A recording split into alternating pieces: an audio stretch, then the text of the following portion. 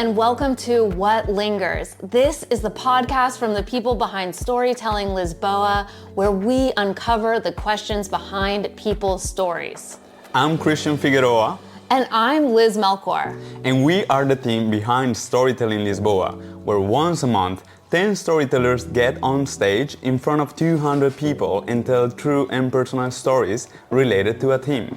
We don't produce anyone. We encourage newcomers. The night is free for all. We want an inclusive stage dedicated to fostering community, sharing the human experience. And we just love it. But, honey, there is a problem. We always have lingering questions for the storytellers and no format to ask them. Until now. What Lingers is a chance to dive back in, inviting storytellers to retell their stories and stay for a conversation in front of a smaller live audience at LX Brewery in the heart of Lisbon. Can I tell you my very favorite thing about storytelling? I love that sometimes you come and you hear this like hilariously funny story, and then the next story you're practically crying and it's so tender. I love sort of that huge emotional range that you can have in a night and that you can't, it's always a surprise. Absolutely, I totally agree. This is the core of Storytelling Lisboa. We have the whole human experience. And for today's episode, we have this tender story. It's a little bit more emotional. We talk about family and it just touches your heart from the beginning. Definitely. A reminder that we recorded this in a brewery, and so you may hear a little bit of background noise. Yeah, Liz, so let's get into it. Here's Anna telling her story on the theme love.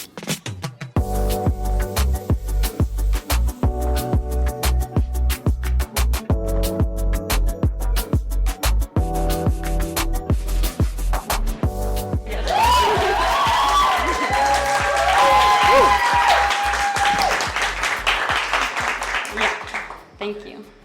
I don't remember what age I was the first time I saw her, but I remember perfectly walking down the mall, and as we get closer to her, I notice how slim she is, and she's shaking. She's really shaking.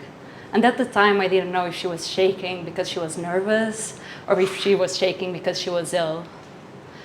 I don't remember the words we shared that day, but after a while, I decided to write her a letter. A handwritten letter. And this time I keep a copy to myself. You see, I wanted to remember the words I shared with her. I never reread this letter until last week, actually. And after some time, she answers back in this like tiny piece of paper ripped from a notebook. And she writes in italic, just like my father. And she says, "I'm sorry, I have the flu, so I don't feel strong enough to write more." And she doesn't write anything else. The second time I saw her, I remember perfectly. I was 14. And I'm walking down the hallways of the hospital with my father as we get closer to her. And she's 4 times the weight she used to be. And she has her eyes closed, and I get closer and I just say like, "Grandma?" I don't remember her answer either, but we didn't share a lot that day. And we didn't share a lot my whole life. Our relationship lasted about a year, and it ended when I was 15. At the time, she writes a letter to our family, a handwritten letter again, this time way longer than the first one. And no one in my family wants to read it, but I'm 15, and I'm a teenager, and I think I can face anything. And so I went to read the letter. In the letter, she says that we are thieves and steal stuff and make orgies, and she doesn't want to speak to us ever again. And just to be very clear, we do not make orgies and steal things, if that wasn't clear. But yeah, she does not speak to us ever again until she dies. At some point between all of this, I'm about 12 and I have a best friend. We are sitting in the park, and because she's my best friend and I'm 12, I think that I should share all my deepest secrets that I never told anyone. And so I tell her. It's my fault. My brother didn't have a grandmother, and my dad no longer has a mom because my grandmother left when I was born. It's my fault for it. You see, I never got to know my grandmother. I only got to know the illness that showed through her every behavior, every story I've been told. It was an illness. It was mental illness. And as time went by, at some point, as we often do, I decided what I wanted to do with my life. And I decided I wanted to know people for a living, to know who they were behind the labels, behind anything else. And so I decided to become a therapist, and so it is. And I get to meet a lot of people, like in hospitals, but also in gardens and at their homes and in appointment rooms. And some of them stuck with me. One of them, Bruno. I followed Bruno since my first day in my previous job till the last. And as I started following him, he was homeless and he had and has a severe mental illness. And at the time we had a temporary apartment for homeless people. So we bring him in and I'm his case manager. I feel like I was quite young to be a case manager. I was like 21, but sure, let's do this. And I'm with him every day as he starts getting better, and he gets a house from the government, a social house, and he moves in there. He starts showing up for work. Everything's going great. And then I'm also there when everything turns to shit and he doesn't pick up the phone, he doesn't go to his work, he doesn't open the door for me, and I have no clue what's going on. And there's this day that I actually get to see him in the street and we talk, and he decides to give me his spare key. I don't know how legal this is, but he does. You see, he knew he wouldn't be able to show up. He knew he wouldn't ask for help, but he needed it. And so it is. I start showing up. And I remember in the worst day of them all, I get to his house and he's sleeping in the tent in the living room and he's surrounded by trash. And you see, he had a bed. He had more than one bed actually, but he decides to sleep there and it's all surrounded by like fungus and like mold, and it's disgusting to be honest. And I'm just like, beyond everything else that I talked to him, I was like, Bruno, you need to pick up the trash. You need to clean the house because they might take it away from you if you don't. And they could take it away from him if he didn't take care of it. So let's do that, pick up the trash. And he's like, no, I'm not doing that. I'm not cleaning any of this up. I was like, okay, if you don't, I will. And I put some gloves on and I start picking up the trash and the mold and everything else. And I'm nauseous at this point, but I'm like, I keep going. And at some point he just joins me and we do it together. And he gets the house clean and he starts showing up for work again, and we solve his debts and everything else that was going on until he's actually stable and he doesn't need my help anymore, and thank God so. And he goes on to live his life. And at some point in my last day of work, and this seems a bit like soap opera thing, but I swear this is like an honest story. I don't think he knew it was my last day, but he calls me and we have a conversation and he just tells me like, thank you, Anna, for not giving up at that time. And like him, there was other people, like Maria. Maria is like this older woman, and it's the first time I'm actually following someone that could be my grandmother. So I'm a bit nervous about it, and I just start following her. And she went through a lot in her life, like really a lot. And it comes a time she's going through something very difficult, and I feel like I have nothing else to give her, so I hold her hand. I just hold her hand through it as she goes through what she's going through. And it doesn't feel like enough. I think it often doesn't feel like enough when we can just offer presence. But it's what I had. And some weeks went by and she tells me, you know, it's the first time in my life I go through something difficult and someone is there to hold my hand. And I will never forget you because of it. I don't know if she did. Maybe she did forget me. But I never forgot her. I don't think I ever will. And like Bruno and Maria, there was many other people. And some of them didn't have beautiful words to share at the end. Some of them were in grief or sadness or anger. And with time, I learned to realize those emotions were not my fault, were not stuff for me to carry with me. But, you know, I never get to know my grandmother. I never got to love her. I never got to help her pick up the trash after something difficult, or hold her hand when she was sad. I never got to know her dreams and her ambitions. But because of her, I get to meet a lot of people. I got to love them beyond the labels they carried. And one day, I truly, truly hope I get to love what lingers for her, from her, in me too. Thank you.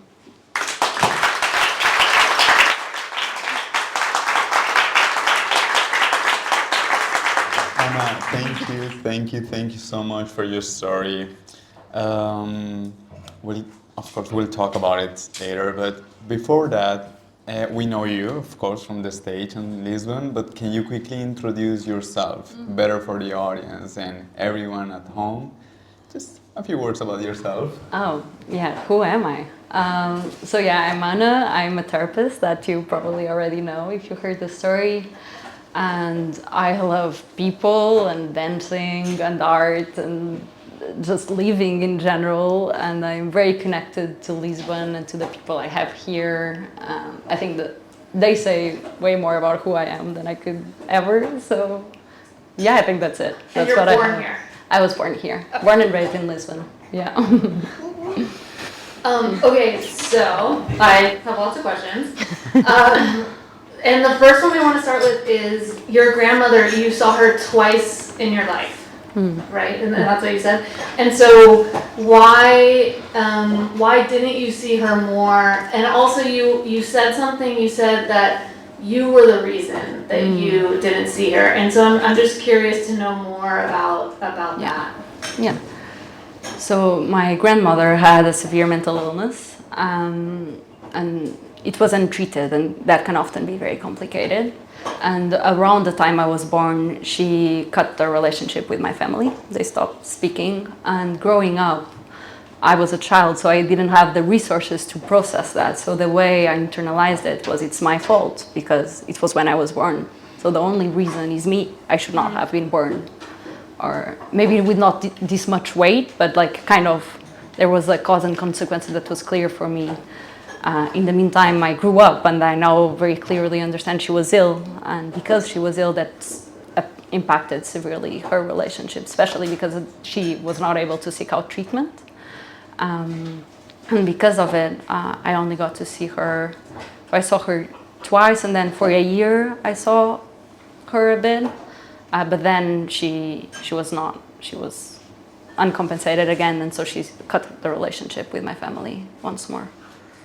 And in that year that you got to spend time with her, were you able to get to know her, or? I don't think I ever got to know who she was. I don't think she was ever a grandmother to me either. I think for the time she was in my life, she tried to show up as best as she could and to buy me gifts and show presents. And she was a bit of like a very outwards person and with a very strong personality. And that was fun. In a way, it was like meeting an older, eccentric person, I guess. But I didn't feel the connection, like family connection, I guess. And because it was very short, then it didn't get to a point where I actually knew her for who she was. Yeah. That's interesting. I'm thinking about did someone in your family told you about this story, like your grandma stopped talking about with us the day or the time, the year when you were born, because you made this association, but I'm wondering like how this associates, you were a kid also, so I understand that it's easy for a kid to get this association made, but also like normally comments or like the family. I think it's funny because I say that I went to reread the letter that I only reread it this week. I knew exactly where it was, but I never went. And actually what I write in the letter is like even though I never met you, like I'm good, my family loves me, I'm cared for, and like if that's important for you, I wish you to know that I'm doing well. And yeah, it was something around this. And I do feel that. I think my family, I think they were always very loving and caring, and in a way they tried to handle the situation the best they could. And as I was growing up, we didn't really talk about it. So but I think kids are very smart. So you just pick up little pieces here and there, and you just start building your own story until you actually get to sit at a table and talk about it. And that's how it was for me. I cannot tell you when I found out or how I found out. For a long time, I didn't even know what mental illness was, let alone that she had the mental illness. But with time, we got there, and I'm a therapist. My brother is a doctor, so we also, I think, have a lot of resources to understand this now. So, am I getting this right? Like, it was something that was sort of like present, but not openly talked about within your family. And so it was something that you sort of internally were making stories about. And you talked, I mean, the story was about your grandmother, but also about your profession and your job, and you're really linking the two. And I guess, is this something that you figured out sort of in retrospect? You like became a therapist and dealt with all of this, and then looking back, you're like, oh, that this is maybe one of the reasons? Or was this a very conscious way to try and, like, you know, disentangle the stories that you have in your head? No, it was not consciously related. I think the way it's more related is that I think I grew up a very sensitive kid, very sensitive to people's emotions, how they felt around me, always trying to take care of people. And in a way, I think that was related to the fact that in my family there's a lot of mental illness, not just my grandmother, there's a lot of mental illness, and I think that became a reason why I was very sensitive. And there was mental illness, but there was also like a lot of love and care, and I think the mix of two influenced me in the profession I then decided to have and to become a therapist. But yeah, I think in a way my grandmother was a big influence in my life, even though she was not present in it. But because she wasn't present, she had a big influence in myself. And yeah, I think that's it. Have you ever talked about this with your parents? Or you mentioned something about putting this on the table, and it seems like when we go on stage, we share our stories in a way that we never did it with other people. Because we say this normally, it's easier to share a story, a vulnerable story, in front of strangers than with your own family. So do your parents know about this story, and have you talked with your parents about this?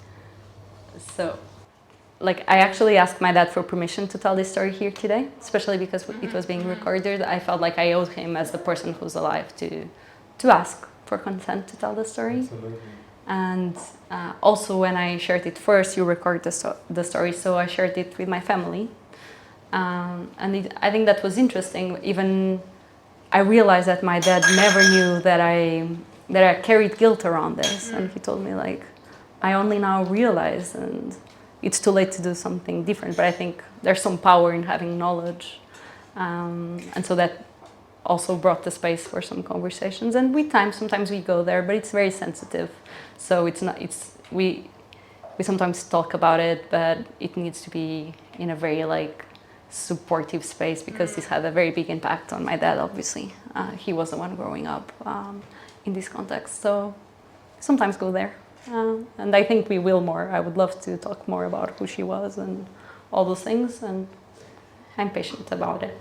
And then was it easier to share the story to an audience of 200 people than it was to share it to an audience of your father that knows you really well? Because I feel like I've had stories like that where it's like, you know, sometimes there's things you can share with, like, a wide group of people, but they're so tender that to share it with one person close is... Yeah, I definitely think it was easier to share to 200 people. Yeah. In a way you can kind of dissociate, like, you're just like, even here today it was a bit harder, because it's like I know these people, some of them, and like I can see their faces and expressions of their clothes. So it makes it like I don't know, a bit harder.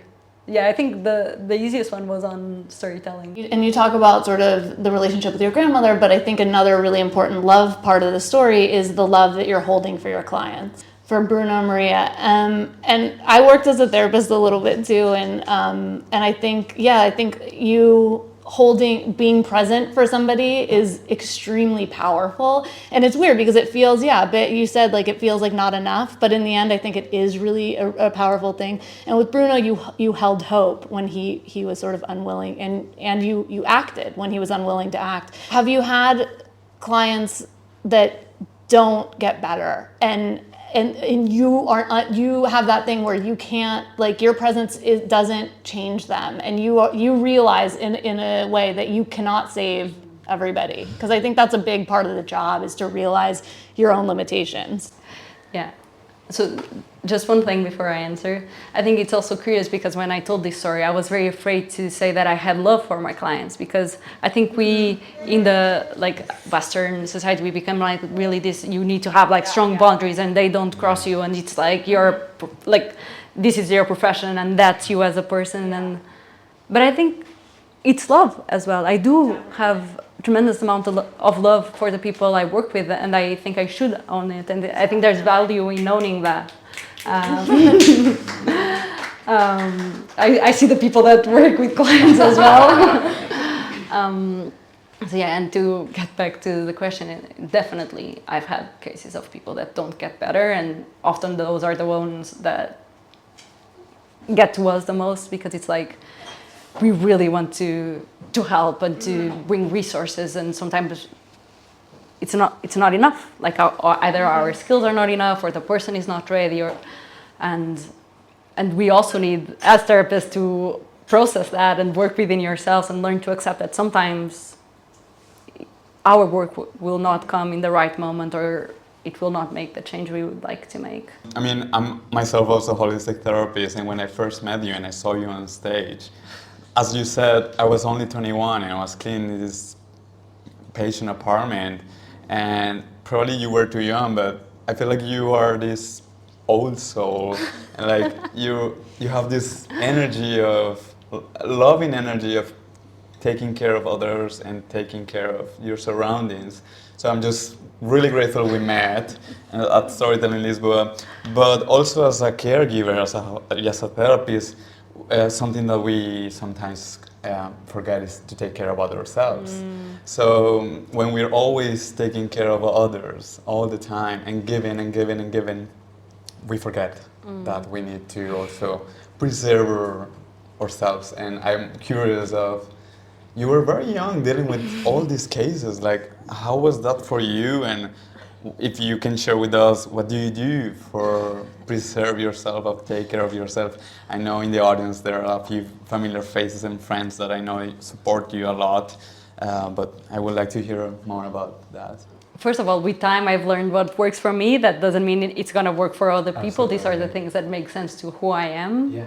And I also learned it with time. There were moments, like especially in the beginning when I started working, that I didn't have the self-care that I needed to actually be able to keep doing the job I was doing. And I had to really like go to a lower point to realize, no, like the way to do this is if I really take care of myself too, because otherwise I won't be able to do this forever.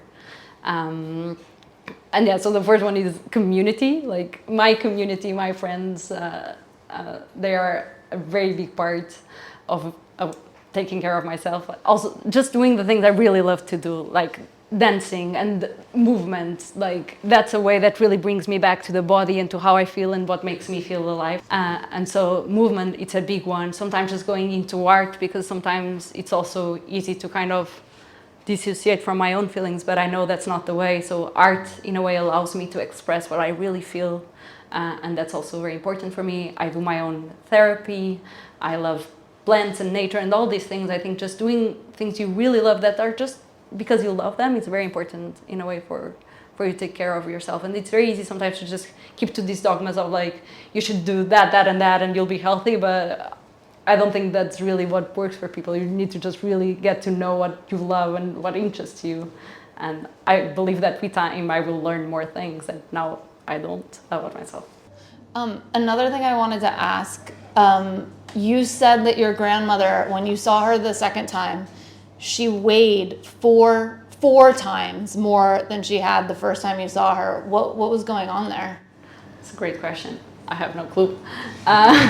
No, she was, the first time I saw her, she was very, very slim. And then when I saw her at the hospital, maybe there was some health problems also going on, but she had gained a lot of weight and she was very swollen. It was even very, because I only had one memory, so I was a bit in shock. It's like, is this her? Is this my grandmother? And yeah, but I don't know what was going on. I don't know why she was in the hospital even, so. You don't know, and you don't know because no one told you, and then also you didn't ask. Yes. No, but I'm just curious about that. Do your parents know what she had? If we may ask. I don't think they knew either. This was around the time my grandfather died. That's why I then saw her again. And I think probably she was also not doing well, so she went to the hospital, and that's where we met her. But it was all very close, and I don't think even my dad, because we were all a bit in shock, and it was a lot to process. So I think it was related to all these contexts. And then one last thing, and then I want to turn it over to the audience. But you also talked about seeing people beyond labels, right? Which I think is a really important thing, to be with people as they are. And there is an enormous amount of stigma around mental illness, and is sort of that drive to see people beyond labels, was that something, again, a reaction to perhaps stigma that you felt was carried inside of your family or culture? There's more than one thing. So I grew up with a lot of LGBT people around me in my family and in friends. I grew up with around a lot of people with mental illness, and for me it was very clear since forever that these people were people. They were not the labels. That was not something that defined me. Actually, it was that defined them. Actually, it was very aggressive for me to come to society and realize there was a lot of discrimination, and I was like this is my friend. I was like, what are you talking about? Or this is this person in my family, and so I think that came very naturally from the way I grew up, to just realize people are people, and then there's some labels some people put around them, but they're not just that. And then obviously that carried through my work, my training, everything I've been taught has been in also those lens of, especially in occupational therapy, which is my first bachelor's. It was really about learn to the training was about seeing people as who they were and what they love to do, how they live their lives, and not even sometimes they were you don't need to know this person's diagnosis. It doesn't really matter. You need to get to know the person, and I think that really influenced me, and also other work experiences I had. I don't know. So it's a mix of all these things. Thank you, Anna. I think we can keep talking for hours, but we really want to hear the questions from the audience. I was curious, structurally, about the story. You started with your grandmother, and then you chose two people to talk about. How closely were those things linked in your mind? Were those the two patients that reminded you most of your grandmother? How did you choose who to talk about, especially given the way that you started the story? Yeah. Thank you for that question. It's actually interesting because the first time I told the story, I didn't mention exactly the same people. It changed because since then it's been 2 years, and so I've met way more clients, and nowadays it made sense for me to change the clients I was talking about, because also I'm different and the stories that stuck with me are different. So one person is the same and another one changed. And for me, actually, my process so everyone has their process on thinking how they are going to tell a story. And the way it came to me, it was actually very I just took a notebook and wrote the story.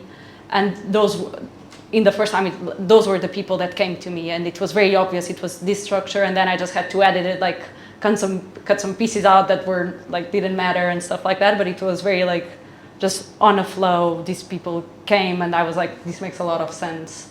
And this time when I thought about rewriting it, I actually wanted to add a third person, but I didn't think I had the time, so I left that one out and chose the one that I think marked more, Maria. Really, that story really stayed with me, especially because of the words she told me. And so that's why I chose her.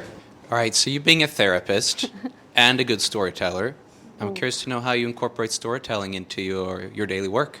Ooh. I never thought about this. Because take your time. Yeah. It's okay. Or what about, I think incorporating it into your work is one thing, but also you must listen to stories as well, right? Yeah, I was thinking about that. So there's two things. I think I was growing up very connected to writing. I would write all the time. When I went to reread the letter of my grandmother, I just saw these pages and pages of things like very honest and raw. I was like 12, like why am I writing about this stuff? And like, I don't know. And so that was a really big part of me growing up. And I think as I got older, I got disconnected from it. And I'm trying to come back because I think it's the way I'm more honest about the things that happened to me, and that I can really connect also with the sadness and like the grief that sometimes like I take a long time to process.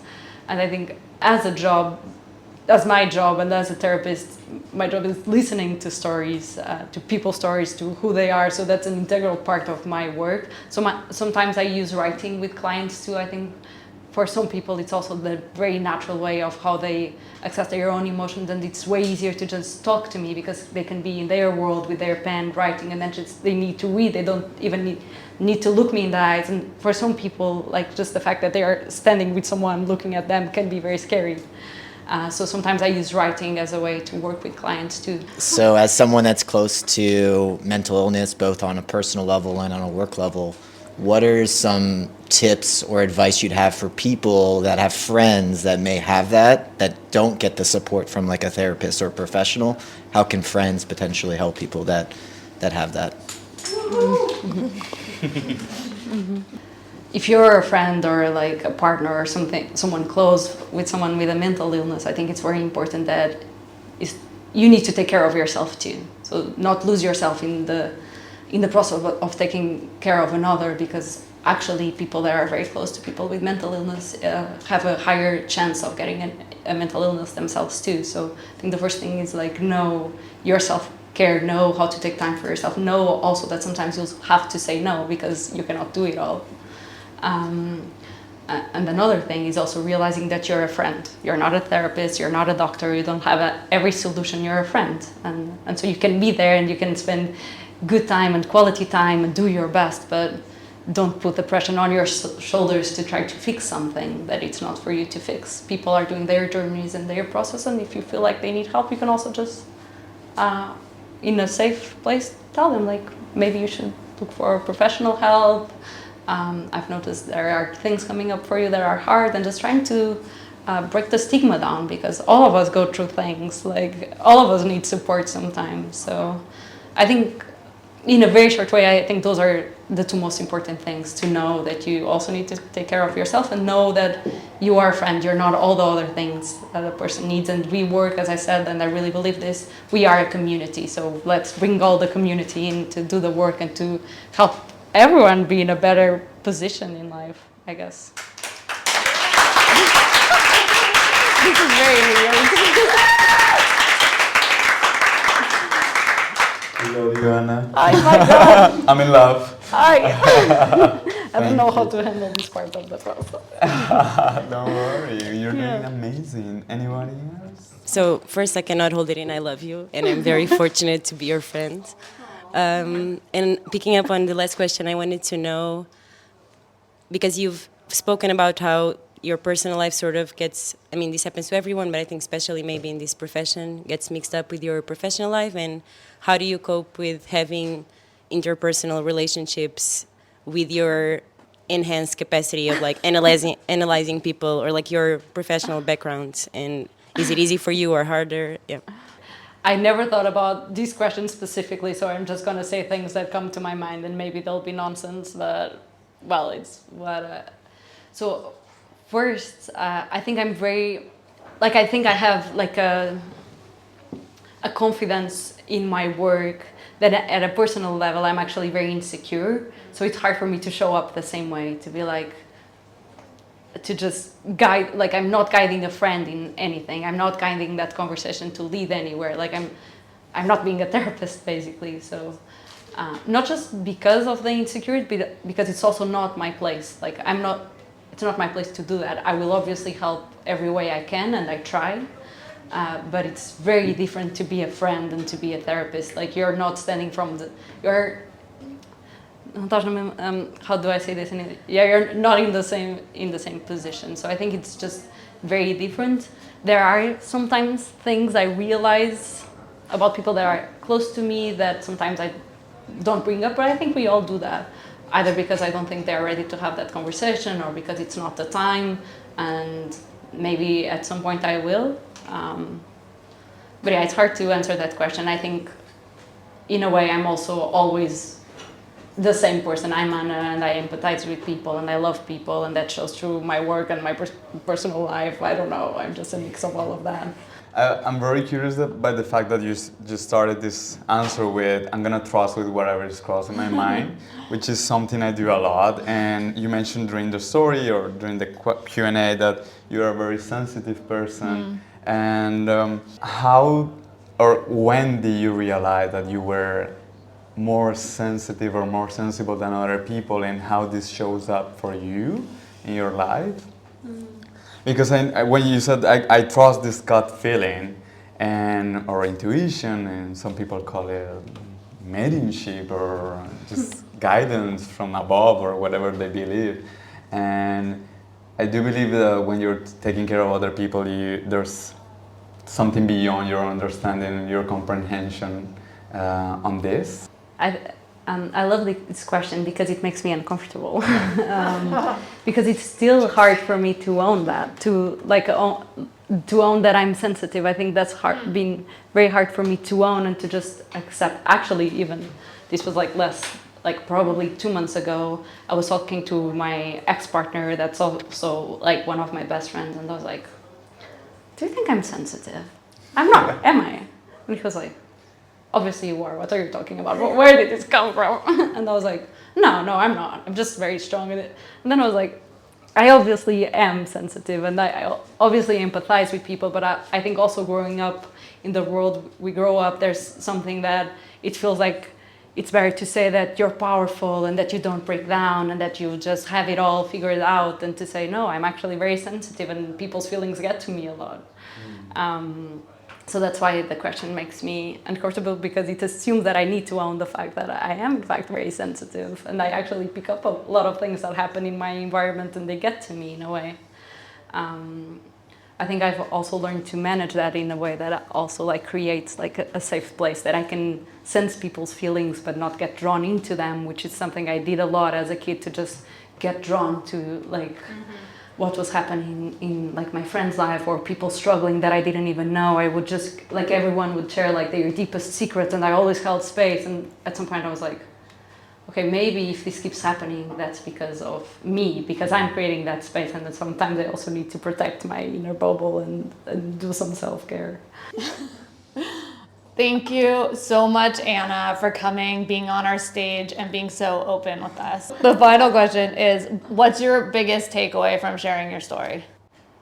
I think for me personally, it was just a very beautiful and vulnerable process to really assume my feelings, and assume the story I had to tell, and not be afraid to tell it from where I stand, no matter how the people would react. And I obviously had no clue if people would even resonate with the story.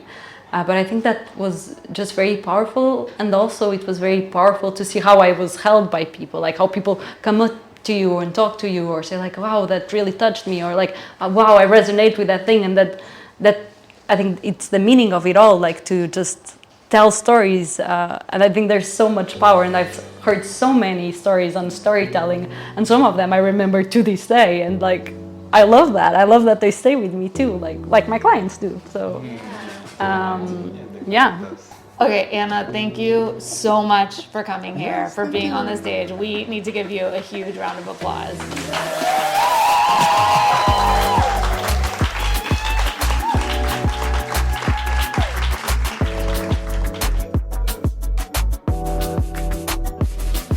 That's it for this episode of What Lingers. Thanks so much to Gonzalo and his team at LX Brewery for hosting us. Please make sure you subscribe to the podcast so you never miss an episode. And also follow us on Instagram @StorytellingLisboa to keep up to date. What Lingers is a podcast from the team behind Storytelling Lisboa. It's produced by Jonny Bunyan. Thank you so much for listening, and join us again for another edition of What Lingers. See you next week.